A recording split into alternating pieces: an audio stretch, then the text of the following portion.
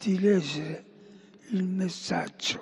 Catholic খ্রিস্টানদের প্রধান ধর্মগুরু পোপ ফ্রান্সিস মারা গেছেন। ৮৮ বছর বয়সে ভ্যাটিকানের কাসা সান্তা মার্তায় নিজ বাসভবনে আজ সোমবার মারা যান তিনি।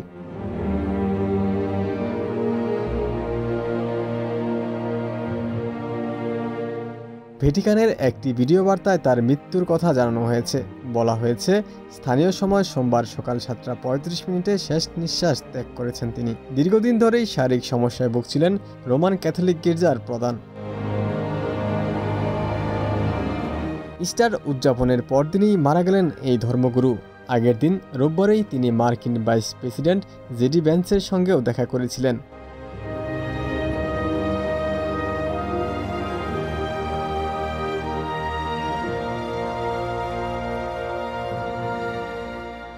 ভ্যাটিকানের মুখপাত্র কার্ডিনাল ফারেল এক বিবৃতিতে বলেন, তার পুরো জীবন ছিল প্রভু ও তার গির্জার সেবায় নিবেদিত।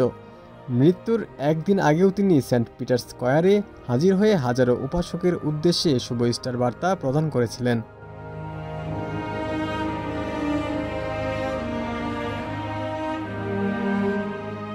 পোপ ফ্রান্সিসের মৃত্যুতে খ্রিস্টান সম্প্রদায় সহ গোটা বিশ্বের ধর্মপ্রাণ মানুষের মধ্যে শোকের ছায়া নেমে এসেছে। তার আধ্যাত্মিক নেতৃত্ব, দয়া ও মানবিক মূল্যবোধে পরিপূর্ণ পথ নির্দেশনা কোটি মানুষের জীবনে আলো ছড়িয়েছে। শান্তির বার্তাবাহক হিসেবে তিনি শুধু খ্রিস্টানদের মাঝেই নয়, বরং সব ধর্মের মানুষের কাছেই ছিলেন এক শ্রদ্ধেয় ব্যক্তিত্ব।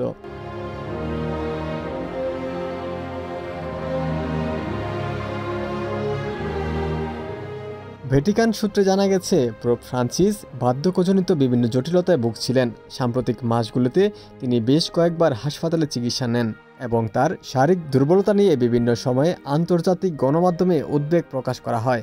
তবে তার মৃত্যু এত দ্রুত সময়ে ঘটবে তা অনেকের কল্পনার বাইরে ছিল।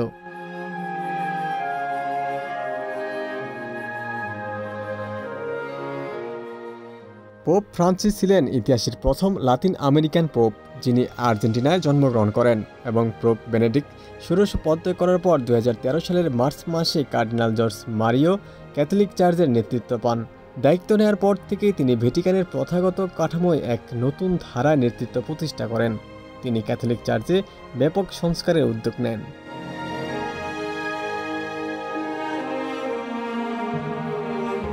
ফ্রান্সিস আমেরিকা বা দক্ষিণ গোলার্ধ থেকে নির্বাচিত প্রথম পোপ ছিলেন। সিরীয় বংশোদ্ভূত গ্রেগরি তৃতীয় ৭৪১ সালে মারা যাওয়ার পর থেকে রোমে কোনো অ-ইউরোপীয় বিশপ ছিলেন না।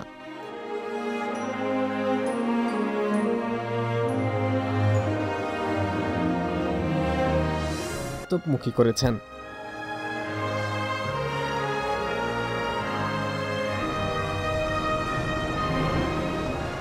এদিকে পোপ ফ্রান্সিসের মৃত্যুতে শোক জানিয়েছেন নোবেল বিজয়ী ও বাংলাদেশের প্রধান উপদেষ্টা ডক্টর মোহাম্মদ ইউনূস।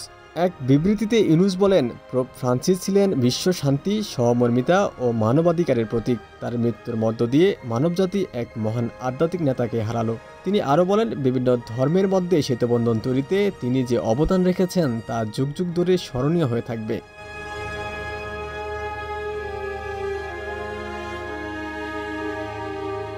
পোপের মৃত্যুতে শোক জানিয়ে বিভিন্ন রাষ্ট্রপ্রধান, ধর্মীয় নেতা ও মানবাধিকার কর্মীরা সামাজিক যোগাযোগ মাধ্যম সহ নানা মাধ্যমে প্রতিক্রিয়া জানাচ্ছেন।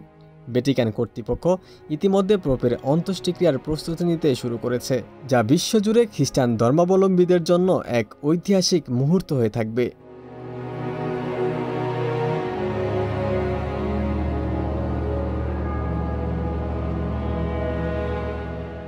বিশ্ববাসী আজ স্মরণ করছে সেই নেতাকে, যিনি ভালোবাসা, সহনশীলতা ও শান্তির বাণী নিয়ে ১০ বছর ধরে পবিত্র সিংহাসনকে সম্মানিত করে গেছেন। ওমর ফারুক, ঢাকা প্রকাশ।